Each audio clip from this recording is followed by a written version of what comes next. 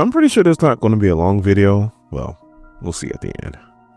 But this book does raise a philosophical question that we'll address at the end of the video. And it's a question so old as time. Support the comic book industry. Visit your local LCS. Don't just go in there and read the books and put them back. Buy them. My name is Dorian. This is SCM Comics. We continue our coverage of LAURA KINNEY Wolverine, number 5. Our story starts off outside of Buckport, Iowa, wherever that is. And if you're from Iowa, I'm not trying to shame your state. I just don't know where it is. The only thing I know about Iowa is Seth freaking Rollins is from there. And we have our crazy Nazi German scientist. He poisoned the local water supply, and this is the result of it, the mutation. He likes using radiation. We'll get to that in a second. So the dude that mutated into Master Splinter is like, I am not a mutant. I wasn't born a mutant at all. Like, this happened just a few months ago. Like, I'm a retired butcher. I don't know what the hell's going on. And then our Nazi scientist is like, oh, that was me. I mean, I put radiation in the water supply, then I wait to see what would happen. And the only thing that happened was you, because everybody else died, which is supposed to happen when you put radiation in the water supply. And he's like, this is what I do, because I know the future is robotics combined with mutation. So I got the robotics down and just need the right mutations. Unfortunately, you're not the right one. And he got this old school gun. I mean, old school. I mean, he is from World War II, which he's about to explain to Master Splinter. Because he brings up the Great War, and the dude's like, hold on, time out. What war are you talking about? And he's like, the one after the first Great War. And the dude's like, hold on, time out. How old are you? Because you look pretty young to me. And then he explains how in precise doses, radiation is what keeps him young. Like, all of his other Nazi sympathizers have died, besides Red Skull, Baron Zemo, Baron von Strucker, Armin Zoloff. Man, I know a lot about Nazis in Marvel. What's that say about me? But also, too, like, radiation does not keep you young. It will kill you. Plain and simple. But this is comics. So he finishes by saying that the water supply that Master Splinter's town uses doesn't just stop there. It goes to other towns, too. So he'll just go ahead and poison it and wait, because science is a wait-and-see game. And then he shoots Master Splinter in the back of his head. So then we cut to Bucky and Laura, and they're still dealing with these big, giant Nazi robots.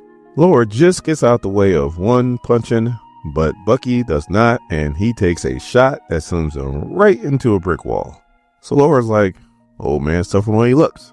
Helps him up and is like, so, how much can you bench press? And Bucky goes, with this arm? And she goes, yeah, I got a plan. And the plan is a fastball special. He slings her to the robots, and she starts slicing and dicing until all 3 are down for the count. So Laura's like, hey, that wasn't too bad. And Bucky's like, that was called a fastball special, right? I gotta say that for next time. And then Laura's like, if we see it next time. So then Laura gets a whiff, and she's like, I can smell 1 human that's alive and 1 dead mutant. Bucky's like, where are we going? Laura's like, follow me. They start running, and Bucky steps on a landmine. It's a pressure style landmine, so that's why he's just going to stay still. But as soon as he moves, that thing is going to go up. So the Nazi scientist is sitting there watching. He's like, Winter Soldier, looks like you ran to the problem. X-23, how you going to help him? So now that he feels like he has some time, he just walks over and starts poisoning the next town's water supply. So Laura's careful and gets a good look at it, and she goes, yeah, this is definitely a pressure one. So then she's like, do you have a healing factor? He's like, not at all. And we ain't got time to do a blood transfusion. And Laura's like, I don't even think that would work. So Bucky's like, the good news is I think they take about 1.5 seconds before they explode. But Laura's like, we don't have super speed. And Bucky's like, yep, we don't. So then Bucky's like, look, don't worry about me. Hands her a gun. It's like, just go take care of this dude. And Laura's like, no, I got a plan. And besides, I wouldn't need a gun. And oh yeah, by the way, there's a giant robot headed right towards him.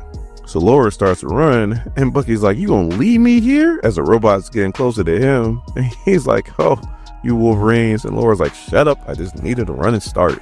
And she runs right at him, pushes him out the way right before the robot is about to step on Bucky. She's flying past, but it explodes. The robot's taken out, and Laura has her back burnt. And Bucky's like, "Are you okay?" And Laura's like, "I'll heal. No, don't worry about me." And Bucky's like, "That looks bad." And she's like, "I'll heal." So he helps her up, and then she's like, "All right, age for beauty." And Bucky loads up his guns like smart ass. So they go running, and this time Laura's the one who trips the trap where she hits the laser, and all of a sudden these robots come out of nowhere and start shooting at Laura and Bucky. But compared to what they've been through, this is light work, and they take them all out.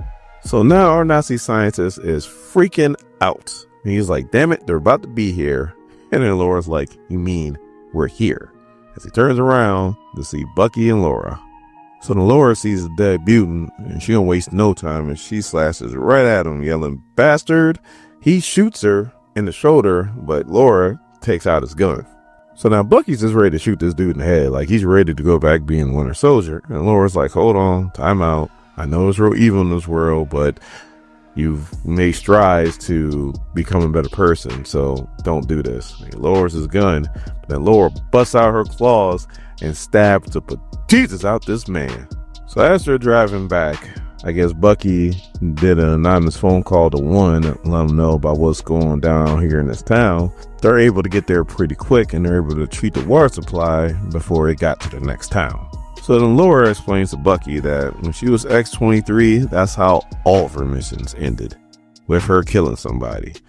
So she didn't want Bucky, since he's been making strides, to go back down that road. But also too, she acknowledges that some people need to be stopped permanently. And that's where my question arises. Like I said, this debate is old as time. Do you kill the villains? It's mostly with Batman and the Joker. You know, if Batman would just kill the Joker, then hundreds of thousands of people would be saved. Maybe even the millions now, because Joker's a maniac. But do you just permanently put these people down, or do you let the court system take care of it, which is a revolving door? Like, these villains are back in the streets pretty fast. Like Arkham is a joke. It's like a carousel. Just go round and around. You run in and you run out. Now, please don't bring the movies into this, because everybody likes to say, "Oh, why did they kill the villains off of the movie?" The movies are a whole different animal. For one, like, once the actors get to a certain age, like, you're either going to kill off the character or you're going to recast the character. And then eventually, you're probably just going to reboot the whole damn thing like DC just did. So you're going to be using all these cast of characters all over again. So let's not bring the movies into this. We're strictly talking about comic books. So 22 hours later, they're back at Logan's safe house, and Laura's like, "You can go ahead and admit it. You were looking for Logan when you came here." And Bucky's like, "I was, but you were here and you came. And we were successful. So I think it's a win-win." So Laura's like, "How do you fight what you were in the past?" So Bucky gives the kind of like half-ass line, but then he just pretty much says, like, "Look, the best way to fight your past is time. Time heals all wounds, and you Wolverines, you have plenty of it." So she gets out the car and walks to her door. As she's trying to open it, she realizes somebody's in there. So she kicks in the door, and somebody has a gun pointed dead at her, shoots her, but no bullets come out, just this energy. And this energy all of a sudden opens up a portal that she falls into. Portal to where? Who knows? I mean, the writer does, so ask her.